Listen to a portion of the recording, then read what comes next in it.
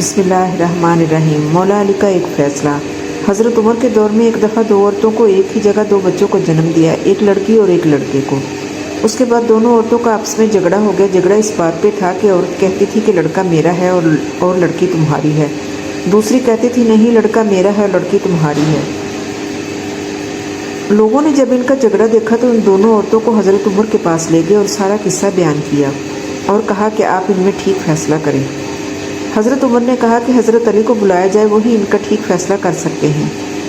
جب حضرت علی آئے تو لوگوں نے سارا قصہ مولا علی کو بتایا تو مولا علی نے فرمایا کہ ان دونوں عورتوں کو ایک ایک چھوٹا برتن دو اور انہیں کہو کہ پردے میں جا کر ان برتن میں اپنا اپنا دودھ لے کے آؤ۔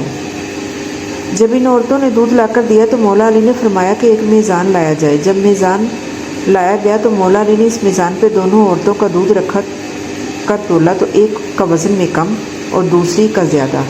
مولا علی نے فرمایا کہ جس کے دودھ کا وزن زیادہ ہے اس کا لڑکا ہے، جس کے دودھ کا وزن کم ہے اس کی لڑکی ہے۔ یہ دیکھ کر لوگوں نے کہا کہ یا علی آپ نے یہ فیصلہ کہاں سے کیا اور کیسے کیا؟ مولا علی نے فرمایا کہ قرآن سے۔ سب لوگ اپنے اپنے گھروں میں جا کر قرآن کھول کر دیکھنے لگ گئے کہ کہاں لکھا ہے دودھ والا قصہ۔ رات بھر قرآن سے ڈھونڈ کر جب کسی کو کچھ بھی نہ ملا تو صبح سب لوگ مسجد میں جمع ہو گئے۔ جب مولا علی مسجد میں آئے تو لوگوں نے کہا کہ یا علی آپ نے تو کہا تھا کل والا فیصلہ آپ نے قرآن سے کیا ہے، مگر ہم سب نے ساری رات قرآن سے ڈھونڈا مگر ہمیں کچھ نہیں ملا۔